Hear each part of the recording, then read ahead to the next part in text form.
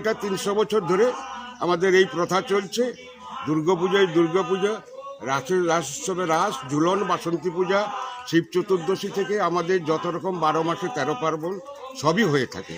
আর সবাই আমরা তাতে ঝাঁপিয়ে পড়ি। আমাদের বর্তমান 4টি শরিক একসঙ্গে মিলিত হয়ে সমস্ত উৎসব সম্পন্ন করে থাকি।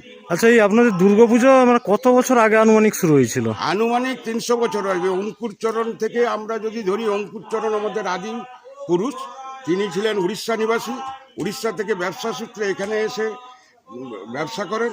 ব্যবসা করতে করতে এইখানে জায়গা কেনেন। জায়গা কিনে পরে এই চণ্ডী মহামায়ার দুটি মূর্তি, সুপারি দুটি আমাদের পাশের পুকুর থেকে উঠে ওরই মাথায় সিঁদুর দিতে দিতে এই রূপ ধারণ করেন।